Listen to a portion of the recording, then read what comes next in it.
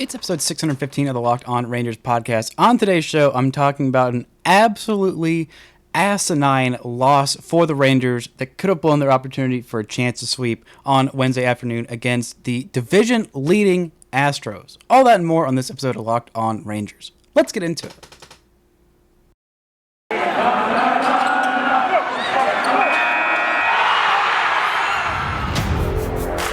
You are Locked On Rangers, your daily Texas Rangers podcast. Part of the Locked On Podcast Network, your team every day.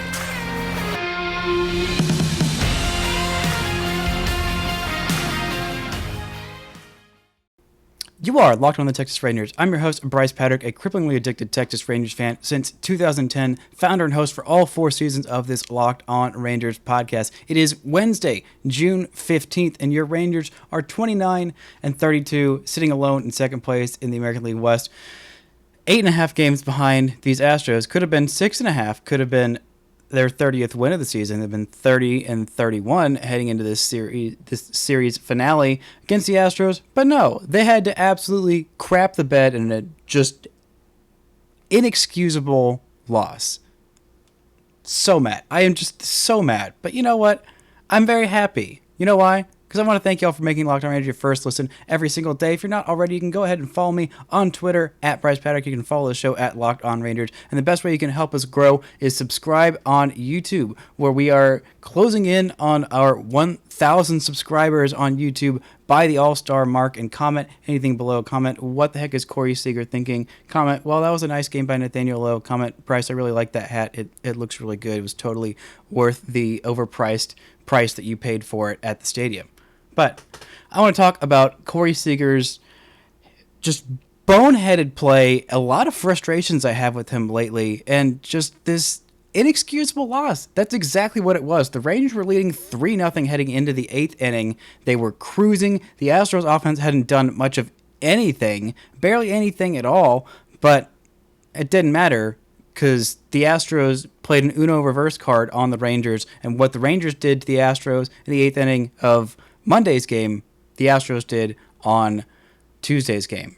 But this Rangers pen, for the most part, has been pretty good, except for John King. Now, I'm sorry, John King, but you were John Court Jester over the last few days. It has been a rough spot, and his defense hasn't necessarily done him any favors. I'm going to break down in the second segment a bit of my frustrations with the stupidest play that the Rangers have made all year on many ends and assign blame percentages. He also got kind of housed in Sunday, I believe it was Sunday's game, that the injury occurred and that ended up scoring several runs, ended up being all earned on his ledger, and he hasn't been able to bounce back from those mistakes. The sliding catch where Eli White broke his wrist, that's what I'm talking about, because he was not able to rebound from that. A couple runs did score on that, but he's been in a bad way as of late, and he's been a pretty good high leverage reliever for the Rangers so far this year. But Woodward said last night, quote, "I think it's not fair to him to just keep putting him in that situation. I'm not saying I won't do it again. I just think you want to put him in some situations to have success." And he's been pitching in high leverage situations all year. So maybe some things that are a little earlier in the game, a little less leverage situations, may be better for him just to kind of get back on track. Now, I don't think he's necessarily going to go down.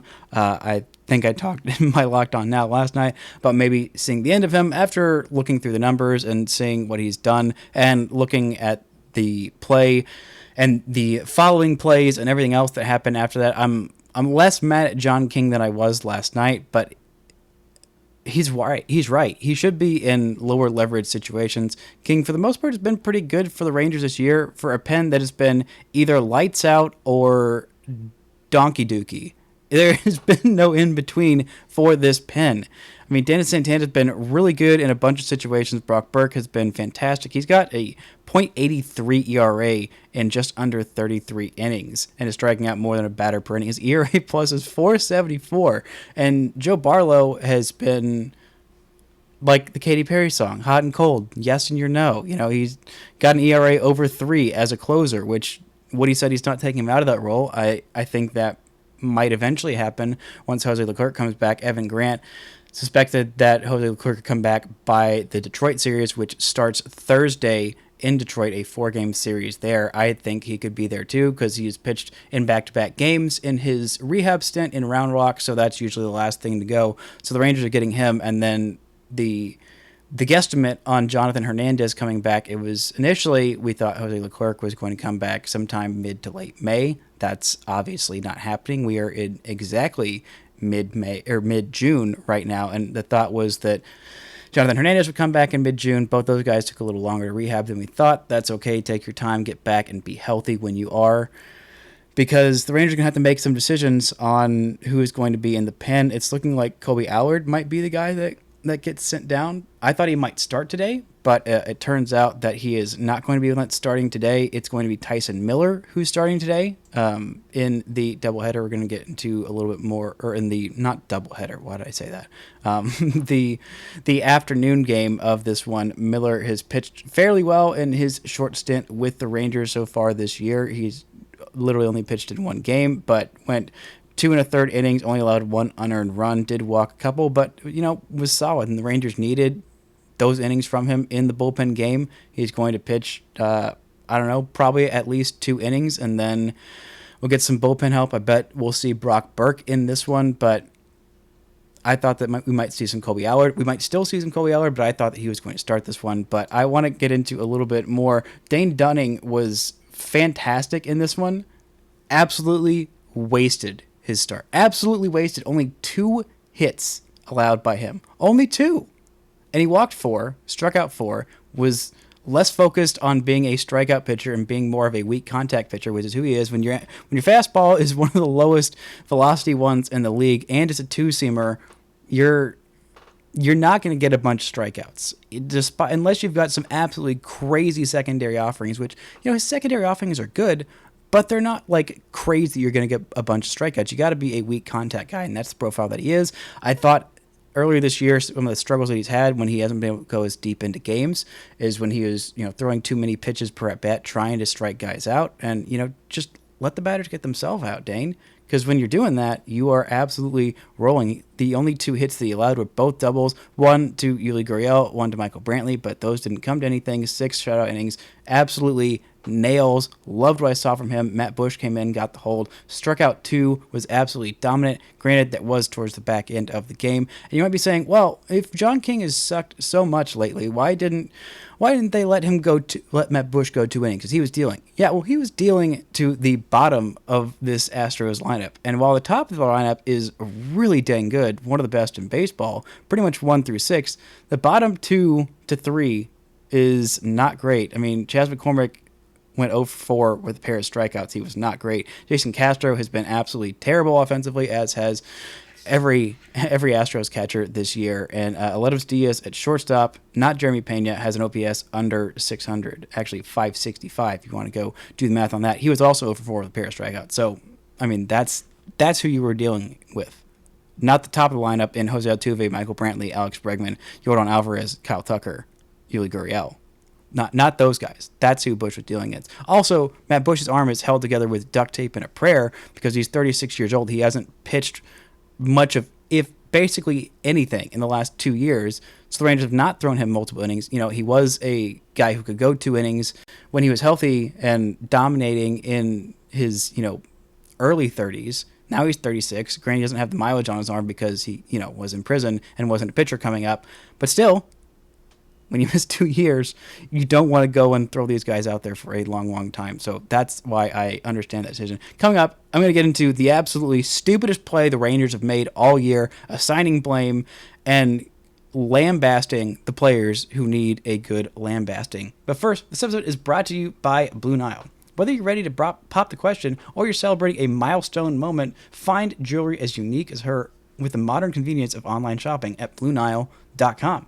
Blue Nile has simple online tools that let you choose the diamond shape, size, and clarity, as well as setting style. Blue Nile's bench jewelers will then handcraft her perfect engagement ring. Each ring is one of a kind. It's absolutely fantastic. If you don't know what you're doing, if you need some help, they've got associates, experts that are on hand 24/7, available via phone or chat to help you find a memorable gift at every single budget. So make your moment sparkle with jewelry from BlueNile.com, and Locked On Rangers get $50 off purchase of $500 or more. This podcast exclusive includes engagement. Use code Locked On. That's code Locked On. Plus, every order is insured, ships free, and arrives in discreet packaging that won't give away what's inside. Shop stress-free and find your forever piece. Go to BlueNile.com today. The Ultimate NBA Mock Draft starts June 16th with over 50 insiders. Nothing equals the Ultimate NBA Mock Draft. The Locked On NBA Big Board Draft experts plus Odyssey insiders. First pick is June 16th. Search Ultimate NBA Mock Draft and follow now so you don't miss a single pick. Now, let's get into the stupidest play the Rangers have made all season. Maybe the stupidest play the Rangers have made in quite some time. I'm going to break it down for you in case you didn't know what was happening. This is all in the 8th inning. Everything was going smoothly, perfectly. The Rangers had 3 runs on the board in this one. One of them came from an RBI single from Marcus Semien. Two of them came from a 2-run dinger from Nathaniel Lowe, who has been absolutely red hot lately. Just want to touch on that because he's been absolutely fantastic, and I don't want to gloss over this because I have bashed on Nathaniel Lowe in the past, even though he's been a fine player. This year, I lambasted him incorrectly for being too passive and not doing the things that I wanted to do, which was use that light tower power that he's got and show it off. Granted, I loved the 360 on base percentage last year, and even if it was a little bit lower and he could actually slug a lot more dingers, I thought that might be preferable for a guy who is an offense first baseman and is not very fast. So the on base percentage, while is great, having him absolutely mash while being a not great defensive first baseman is a little bit more important. Right now in the season, he's got 8 dingers, and in his last 7 games, he has been lighting the entire world on fire. 3 home runs in 30 at-bats. That's a home run every 10 at-bats. That's like Giancarlo Stanton level right there. He's hitting .433 on base of .452 and slugging .833 in those last 7 games. Hats off to him. He had a 3-hit game. Very great outing from Nathaniel Lowe. Also played a nice defensive play in this 8th inning. Now, here's how the 8th inning started off. We had a single from Jose Altuve. All right, that's fine. It happens. Michael Brantley lines a single just past Semien in second base into right field. Adolis Garcia picks it up and nearly throws out Jose Altuve going for third. If he had done that, gosh, this entire inning would have been completely different. But no. Jose Altuve was safe third. You had runners on the corners with no outs. Okay, John King, that's not a great way to start this 8th inning. Now you have already the number 3 hole hitter, Alex Bregman, up as the tying run. Now, here comes the pitch that changes everything. He gets a routine ground ball double play hit right at Corey Seager. It's right at him. Now the decision here is, okay, do I turn 2? Yes. The answer should have been yes. And let the run score 3-1, and you have 2 outs in the 8th inning. Yes, you do that every single time you got a 3-run lead. You can afford to concede that run. Your cushion is a little bit down, but you get 2 outs, and that is the important thing. You only have 6 outs more to get in that game. The 2 outs are more important than getting that run. But he sees Jose Altuve out of the corner of his eye, kind of in no man's land, hasn't made a decision to completely go for it, and hasn't gone all the way back to third base. So he thought, okay, I got a chance to keep this run off the board. I'm going to try and do that. Dumb decision, not the right decision, but he at least throws a perfect strike to the catcher, and Jose Altuve is out in no man's land about halfway in between third and home. Okay. Not a great decision, but he did the best he could with that situation. Sam Huff has the ball at catcher. He does not take off his mask, but again, he didn't think he would need to because, whatever. That's not any part of this. I don't know why I said that, but he makes another dumb part of this play. He takes way too long in the rundown. Jose Altuve is fast. He keeps walking him back and back and back, and all this time the runners are advancing. So even if you do get this guy out, then you're going to have guys that are, you're going to have at least one guy on third base. I mean, Michael Brantley was basically 3/4 of the way to third base by the time he made this throw. And the throw was absolutely horrible. Absolutely terrible. He threw it too hard. He threw it too high. Ezequiel Duran was like maybe 20 feet from him. And he chucked this ball like he was trying to throw out a runner trying to steal second base from home. It was way too much on this throw. And Ezequiel Duran is not a tall man. But he probably should have caught this ball.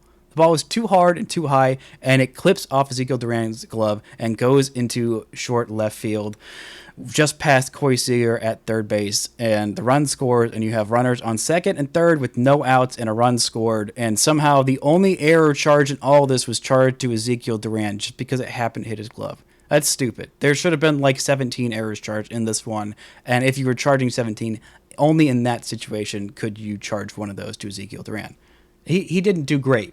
But again, of the people whose fault this is, he is about the least on there. Well, of the people who are involved. Of the pitch, we're going to give John King in this specific play, not the other plays, because there was some blame for having runners on the corners with no outs. That's not a great situation to be in.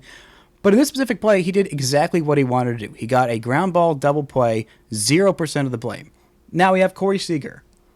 Made the play to try and get a runner out. Okay. Not the right play, not a good angle, but at least it was well executed. But I'm still giving him 50% of the blame because he put these two rookies in a rundown situation. Now, rookies tend to make mistakes, and Sam Huff has been fairly decent as a defensive catcher, even though he missed that whole year of development and I was worried he wouldn't be a catcher. He's been fairly decent. But in plays like this is where you get the rookie errors. So I'm assigning 45% of the blame to Sam Huff because he took way too long in the rundown and he made a stupid, horrible, no good, very bad throw. And I'm giving 5% of the blame to Ezequiel Duran. Part of it is because he should have been a little taller. He just should. I wish I could say that for myself. I should also be, everyone should be just a little bit taller. But the ball hit him in the glove. Like, he shouldn't have had to jump for this throw, and he didn't have to. If he just kept his glove up, and maybe if he left a little bit, he could have got it. I'm giving him about 5% of the blame. So 50% to Corey Seager for making this whole situation happen, 45% to Sam Huff for absolutely botching it horrendously, and 5% to Ezequiel Duran for not snagging that ball that was thrown way too hard and way too high. Coming up, I'm going to get into what the heck is going on with Corey Seager, why this kind of shows a little bit more of my frustrations with him, and a little bit of what happened in the aftermath of this. But first, this episode is brought to you by Athletic Greens. Our next product is something I use literally every day. I started taking AG1 because I didn't have time for all of these different vitamins and I wanted better gut health and more energy. So what is this stuff? With one delicious scoop of AG1, you're absorbing 75 high-quality vitamins and minerals, whole food source superfoods, probiotics, and adaptogens to help you start your day off right. The special blend of ingredients supports your gut health, your nervous system, and your immune system, your energy, recovery, focus, and aging. All these things that we want to get better at. AG1 is a great thing to help with that. In 2020, AG purchased carbon credits to support projects protecting old growth rainforest. So they're all about sustainability. In 2022, AG donated over 1.2 million meals to kids in 2020. Right now, it's time to reclaim your health and arm your immune system with a convenient daily nutrition. It's just one scoop in a cup of water every day. That's it. To make it easy, Athletic Greens is going to give you a free 1-year supply of immune-supporting vitamin D and 5 free travel packs with your first purchase. So all you have to do is go to athleticgreens.com/MLB-network. Again, that's athleticgreens.com/MLB-network. Take ownership over your health and pick up the ultimate daily nutritional insurance. This episode is also brought to you by BetOnline. BetOnline.net is your number one source for all of your betting stats and sports info. Find the latest sports developments, news, and odds, including this year's NBA championship, the NHL, and the Stanley Cup Finals. Major League Baseball. You can bet on how many more errors Corey Seager is going to have at shortstop this season. You can bet on how many more blown leads the Rangers are going to have. Maybe not that one specifically, but how many more losses the Rangers are going to have. You can head to the website today or use your mobile device to learn more about the trends in action. It's BetOnline, where the game starts. Now, this is an absolutely boneheaded decision by Corey Seager, and he is the face of this franchise, and he's not used to being the face of the team. He's been on the Dodgers where there have been a bunch of different faces. The face of the team has basically just been Clayton Kershaw, who's been there for, I don't know, since he was 18 years old, and he's, 33 now? So he has been kind of the face of that franchise. There have also been other big stars, other big names, so there hasn't been as much focus on him. He's not used to being the guy, and on this team, he is. And, last night, Chris Woodward said that he made the wrong play, which obviously he did, and that he talked about it. But when it came time for the reporters to go to the clubhouse and talk to him and ask him, all right, what were you thinking, yada, yada, he wasn't there. He just pieced out early. And, you might not think that's a big deal, and media often thinks that too much of ourselves, and yeah, that's probably right.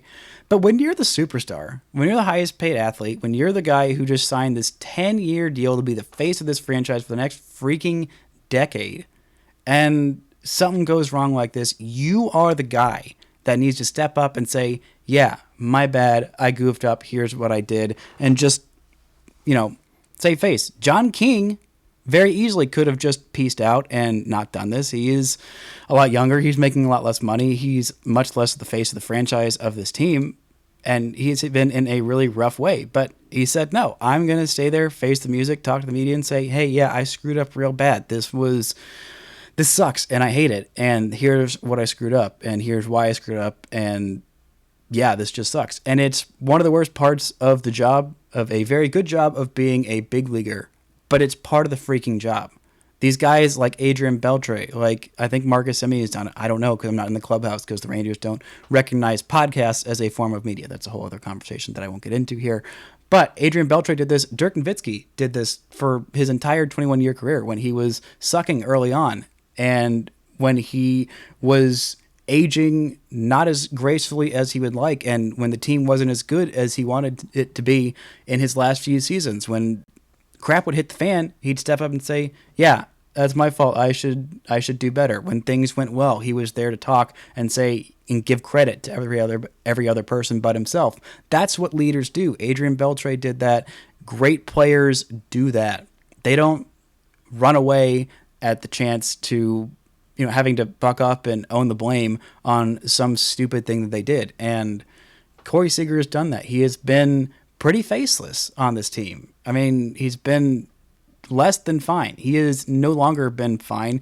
Yeah, the one good thing I can keep saying about him is that he leads all shortstops in home runs. That's cool, but he hasn't done much of anything else. He's got a slash line of 223. For all you people who are bitching about Marcus Semien's batting average, Semien is at least hitting 227, and Seager is hitting 223.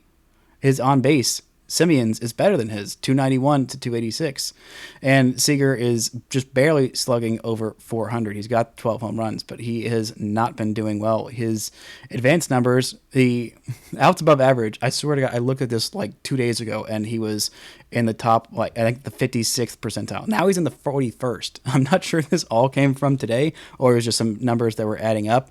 But he is in the bottom half defensively of shortstops. He's got 8 errors on the season, and just the eye test says that he has not been good defensively at shortstop. I think we all knew long term that he would move off a shortstop because, he's 6'4". There aren't a whole lot of 6'4" shortstops out there. If they are, they're usually a little bit better defensively than Corey Seager's been.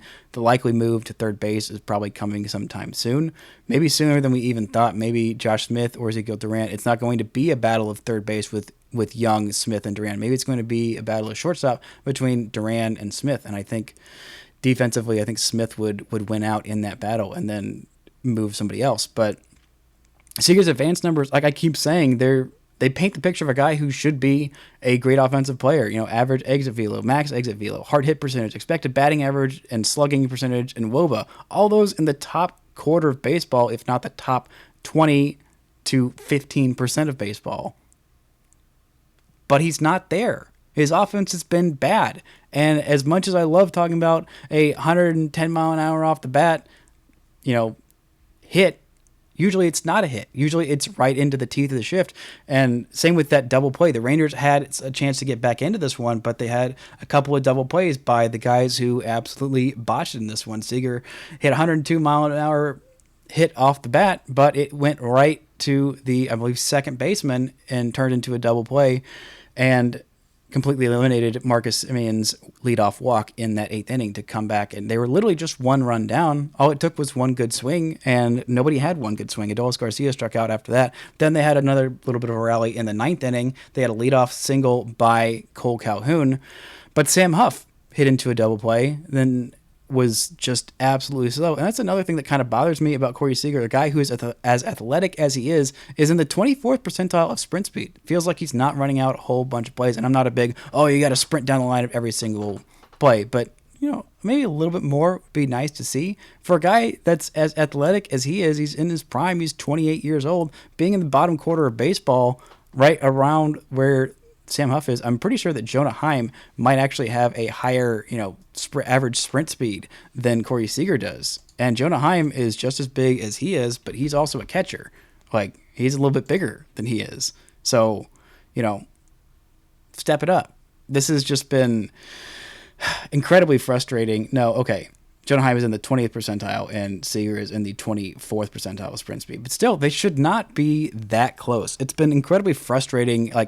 He just feels like the most invisible superstar in baseball. I was so beyond excited, losing my mind when the Rangers got him, but he has not lived up to expectations at all.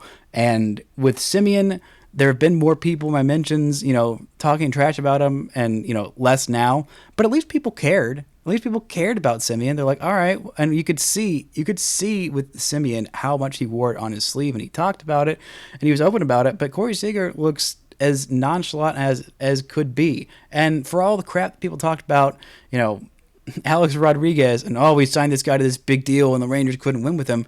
Alex Rodriguez was at least lighting the entire world on fire. He was the best player in all of freaking baseball for the 3 years that he was here. He was putting up numbers that, were WAR numbers that were like Barry Bonds-ian. He was absolutely insane. But Corey Seager signed a contract that was more expensive than Alex Rodriguez. Granted, probably less expensive with inflation and whatever.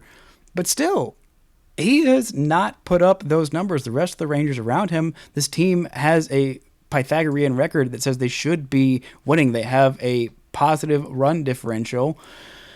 But again, they have just not been good. They're +5 in runs on the season, and it's just been a frustrating team to watch. And I just want to see something from Corey Seager. I want to see more. I want to see him, I don't know. I just want to see him talk or show that he gives a crap.